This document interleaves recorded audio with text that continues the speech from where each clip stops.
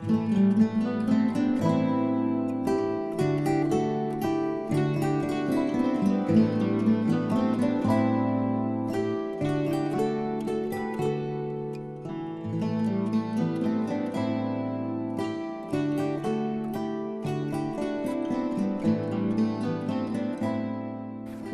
to Annapolis Mosaics. Our program spotlights people in our city who are involved in activities designed to promote good human relations. I am Michael Keller, the chair of the Annapolis Human Relations Commission and your host. The commission is a city board that seeks to promote equal opportunity and eliminate discrimination. My guest today is Eric Edstrom, who is the Executive Director of Leadership Anne Arundel. Eric, welcome to Annapolis Mosaics. Thank you, Mike. I appreciate it. Glad to be here. Well, let's start by telling our viewers a little bit about what Leadership Anne Arundel is. How did it get started? What does it do? What's its overall general mission? Okay. Thank you.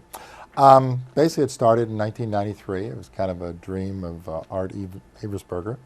And we're a 501c3 nonprofit, so it's tax-deductible contributions and expenses and stuff like that.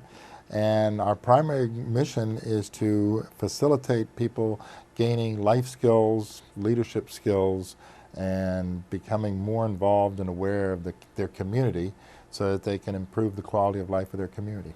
Okay. What I'd like to do is to spend a good amount of time looking at the programs that Leadership Anne Arundel offers.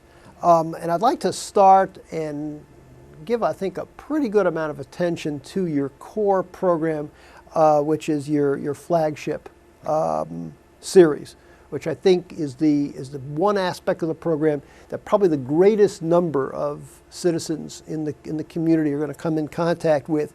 Could you tell us a little bit about what the flagship series encompasses and what its purpose is? Okay, thank you.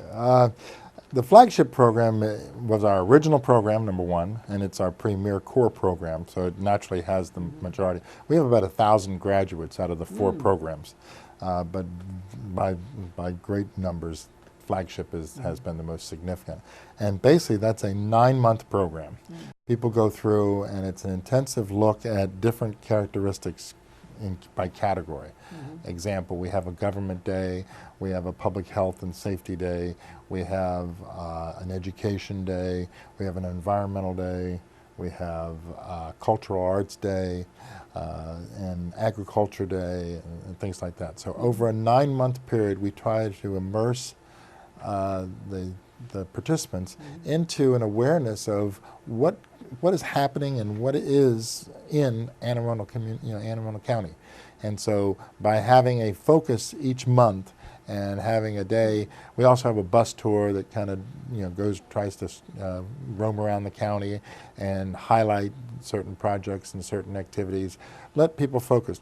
Example, BRAC.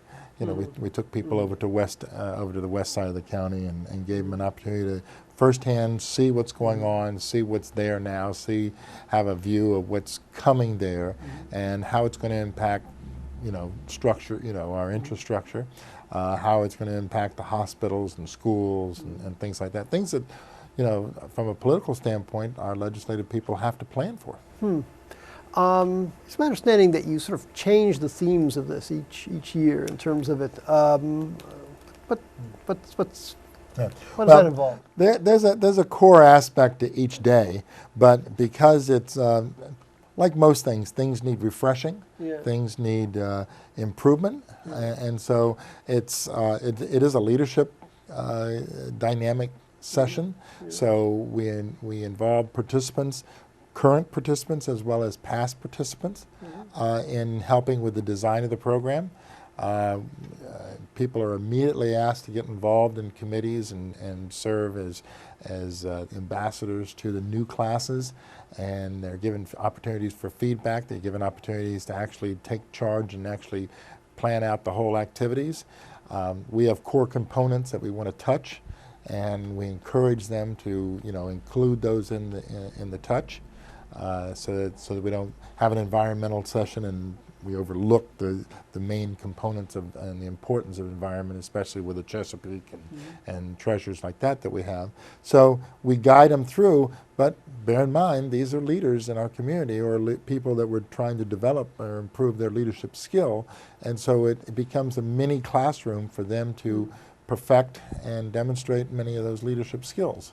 And so that just makes it, in my opinion, much more dynamic and much more energetic. Okay, so basically the program does provide participants with the opportunity to build upon and practice their leadership skills. How exactly does that take place? I mean, you mentioned that you've got certain numbers of days set aside in which you have these various kinds of issues that they're acquainted with. How are those structured? Do they have like speakers that actually talk to them? You said that they take bus trips here or there. If you look over a typical program, particular class, and I presume people go through in classes. They go through in classes. They go through in classes. Take those classes very serious. Like the class of '97 claims that they did such an excellent job that a highway was named after them. Okay. Well, I won't ask where that highway is, but it certainly sounds like they had a very positive experience with the program. But looking at just a typical class,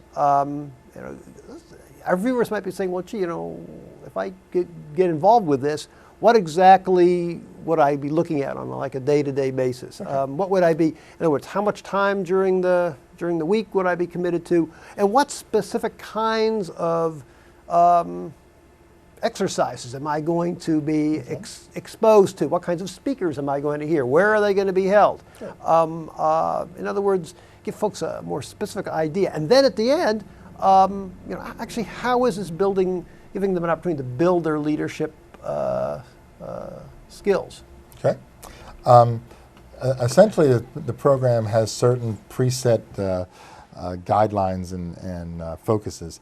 We start off with an orientation so that people understand what, from an expectation, what's going to be coming up, time commitment, things like that. All right. Then we move into a retreat session. Where in the old days they used to actually spend the night. Now in this modern age, people like to go home many times. And so we have it, and that's 2 days, and we have facilitators come in, and that's kind of a process of getting to know each other, focusing in on what kind of skills are important and relevant in leadership. Everybody has different characteristics and different styles, and so you've got to be respectful of those styles and be respectful of what I call their cultural biasness that they bring to anything that they do. And so we try to get that out in the open so that they understand that this is not their way or the highway. It's a growing process.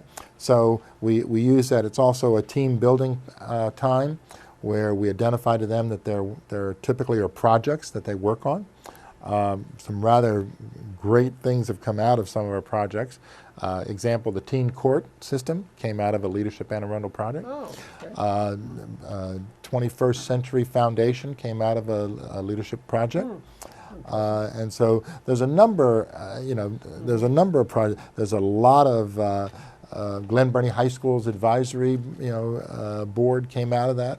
So there's a lot of different things that have come out of classes, and that's where we incubate that first initial at the retreat, getting to know each other, getting to start forming groups, thinking about what they want, what they think they might like to do as a project, and then help with that identification of skills and start that skill development. Now, in terms of the projects, is this something that the entire class adopts a specific project, or do you have teams within the class that people get together and work on a project, or is it individual? Yeah, it's a democracy. They decide. Okay. Typically, it is multiple projects. All right. Or multiple activities. Give an example. This year, the flagship class decided that they would rather be immersed more succinctly into the actual planning. So they actually took on 3 days of planning for flagship. And so as opposed to doing a project, they got in and really put their focus and their attention as three separate groups, taking on the responsibility of planning the whole session for, like for environment, which we just had last month. Went down to the Smithsonian Experimental Research Center down there, and they planned everything and that type of thing. So once you get past the orientation and the initial retreat, then you start getting into the individual months and the individual themes. Okay. Then mid-year, we take a mid-year retreat, kind of bring the group back together as opposed to thinking about government day or thinking about environment or technology or something like that. But again, have a facilitator come in, brush up some leadership skills. Bear in mind, what we're trying to do here is improve those skills so the individual at the end is going to walk away feeling confident and comfortable that they can take a leadership capacity, be it in their home, be it in their church, be it in their nonprofit organization. Significant number of members of Leadership Anne Arundel go directly into nonprofit involvement, become board members of nonprofit organizations. And it shows well that their commitment and their love for the county. Once the mid-year retreat is over, then we go back to the traditional themes for the month, and then at the end we have a wrap-up retreat where we kind of bring it together. Projects are presented if the projects are being done. People update the progress they've had. Many projects go on after the class is over. It's probably a 50-50 situation where the projects are completed within the class, because it takes time. In 9 months, you just don't have enough time to do that in 9 months for many cases. And so the group kind of stays in that cohesiveness and working relationship. And then we have our graduation, which, by the way, is coming up. Am I allowed to give a commercial? Well, actually... It's not a commercial. All graduates, we have our tribute to community leadership coming up. And you do this every year? Every year. June 23rd, we're having it. This year it's at Maryland Hall, and we'll be recognizing the graduates of the classes. We'll also be awarding a Distinguished Graduate Award. We also will be awarding the Patrick Lee Volunteer of the Year Award. Now, as I understand it, the way you have this set up is that this isn't really a competitive process. This is more of a collaborative process. People work together. They build each other up. It's a team. Am I correctly describing it when I say it's a sort of a team building operation? Well, the collaboration aspect is yes. Team building would be certainly a part of it if it were in the nature of a project or a group session. I like to call it the understanding and appreciation for group dynamics. We function in a group. Whether we all like to say we're individuals, but as individuals, we function in a community, we function in a church, we function in a workplace, we function in a country, and you got to get along with your peers. You got to get along with those people that don't agree with you.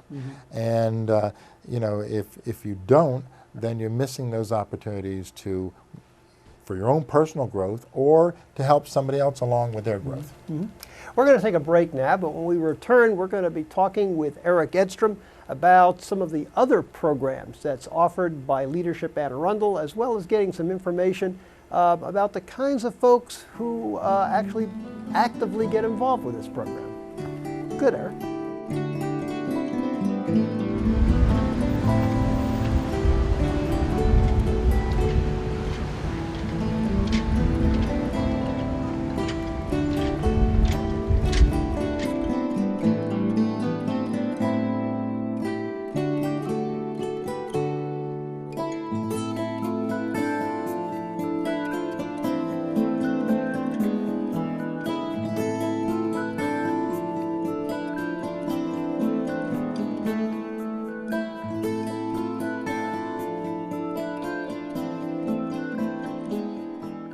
We have been talking with Eric Edstrom, who is the Executive Director of Leadership Anne Arundel. Eric, in concluding our discussion about the flagship series, which is, of course, the heart and core of the program at Leadership and Anne Arundel, you had made mention that the participants take part in a whole variety of different topical areas, all of them related to the life and the work of Anne Arundel County. Obviously, you've got facilitators, people who lead these programs. Could you give us some examples as to the types of individuals who are asked to serve as presenters? Okay. Well, specifically we have people who have, who that's their business from the standpoint of that's their educational training, and they're consultants, and they put on workshops and stuff from a commercial standpoint. But we also are blessed with a significant number of leadership graduates. I know in my class, 2003, Ed Riley, was in that class, and he kind of in that class made the decision to run for county council. Pam Beidel also was a leadership graduate, and she attributes Leadership Anne Arundel to the impetus that caused her to go into and do public service. And so a lot of times we have these people who come back and identify either their own opportunities to participate with us in speakers or supporters, or know people that they refer to us. And so we really try to keep it as locally as we can, because remember, we're Leadership Anne Arundel. There's Leadership Howard, Leadership Baltimore, Leadership Maryland, et cetera. But we try to keep it, germane to us. Let me give you an example. For our government day, we typically start off here in the city council room, meet with the class meets with the county council, the city council representatives, aldermen, mayor, city manager, etc. We then move over to the State House, where we're fortunate that typically we get 100% representation of the Anne Arundel County delegation. Because our population is not just Annapolis, even though there's a large population to draw upon, we still try to serve the whole county, and so we have representation, the representatives from the delegates and from the Senate, and they meet with us, and it's a dialogue that occurs on a one-on-one basis, as opposed to a political campaign event or something like that, or a tea or something like that, where you're in a crowd and etc. This is an opportunity to actually ask, where's the county going? Why isn't the county considering this? What's the obstacle to this? What did we accomplish? What was accomplished by passing that? And it develops that one-on-one relationship. And then in the afternoon, we actually go over and move over into the county council, sit down with the county council members, and do the same thing on their venue. And we've been very fortunate. Our political representatives, most of them have been through Leadership Anne Arundel. Most of them certainly, those that haven't certainly are aware of us. We're not in the business of growing politicians. We've been accused of that, but we're not in that business. We're in the business of educating people who are committed to helping Anne Arundel County become a better place to live. In terms of your participation, in terms of people who actually take part in the program, you mentioned that the representation goes beyond the city of Annapolis, that it includes all of the county. In what other ways are the participants in the flagship series representative demographically of the county, and representative in other ways of the county? Well, we specifically, when we design the days, I'll give you an example. We have 1 month is devoted to cultural arts, and we really do try to 1 year focus around Maryland Hall and Annapolis Maritime Museum and things like that that are located here in the city or in around the city. And then we also the next year we would plan to go up to Chesapeake Arts County, and explore and familiarize everyone with the diversity of that cultural opportunities that are around in different parts of the county. Same way with our bus tour. That's primarily why the bus tour came into event probably 12 or 13 years ago, because we didn't want to negate the importance of agriculture. We didn't want to negate the importance of the Fort Meade area and such. Of course, that's on everybody's topic and radar right now, but 10 years ago it wasn't. You know, it was just, oh, that's where Fort Meade is, and you know, blah blah blah. But you know, we've seen the growth in libraries over there. We've seen the growth in schools, you know, and road structure, and you know, that doesn't happen overnight. People got to plan for it, and leaders have to prepare for it, and so that's one of the things that we try to educate. Mm-hmm. How about diversity in terms of the people who are actually involved in the program, in terms of ages, educational levels, profession, gender, race, ethnicity? Okay. Do you strive for some kind of balance on in these areas? You know, is this a factor? Absolutely. It's a factor in the sense that from the selectivity process, because it is a selection process, people make application. There's even a little essay component to writing, you know, why you want to do this, what do you hope to get out of it, so that they think about it, and we feel comfortable that they're taking, not just doing it because somebody else went through it. But we try to look at each class and say, you know, we need to be representative of the county. We need to be representative of diversity. Diversity adds depth to the program, and sometimes we're not able to accomplish that, and that's where we've kind of followed up with some of our other programs, in the sense that we have the Neighborhood Leadership Academy, and that is specifically a focus on neighborhood. Might call them citizens, might call them activists, might call them people who just want to improve the quality of life in their neighborhoods, and give them the opportunity to develop skills so that they can become champions for their community, so that they know how to team build, so they know how to do a little fundraising if they want to do something from the fundraising standpoint. How do you get involved in nonprofit organizations? How do you approach your legislative person on what you want from a legislative standpoint? You know, a lot of people don't. You know, a lot of people don't understand the bill process. How do you get a bill? And we actually get lobbyists to come in, and we have the representatives come in and explain from their standpoint, but then we have a lobbyist come in and explain from their standpoint, just so you get both sides of the story about how the process is to get a bill that wants to change zoning, or get a bill that wants to change the tax structure, or wants to change funding for different projects around the county. And you know, so far we've found that most people truly enjoy that opportunity to learn how, why. I never knew that happened. I never knew how that happened. Well, we want to give them the skills so that they can be champions in their own community and be able to step up and be voices in that community, and be leadership in that community.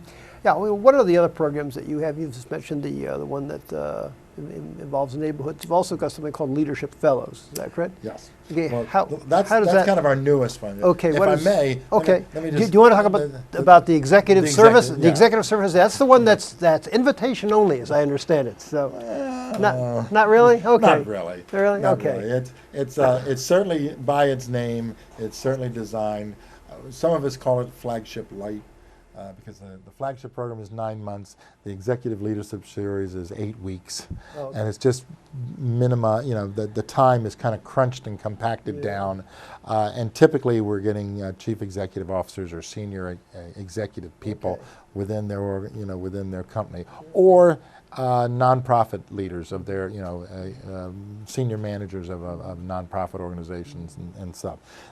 Now fellows. Fellows is kind of that what we call Leadership 2.0, or the go on to it. And the Fellows Project just kicked off last year.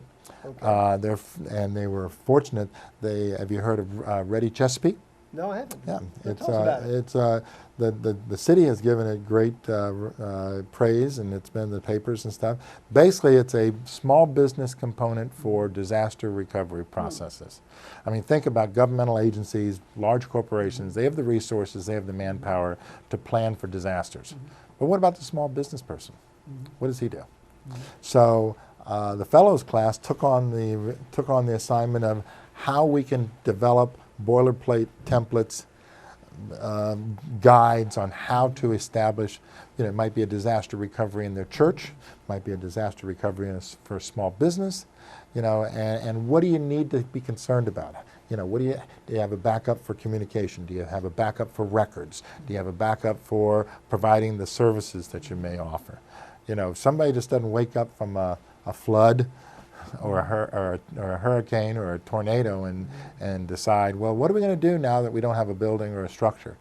If you plan ahead, then you have the ability to communicate to your population, to your congregation, to your fellow workers. We're going to be working off-site. We're going to be working in another location. We're going to be communicating to our customers what's happened so that they know what's going on.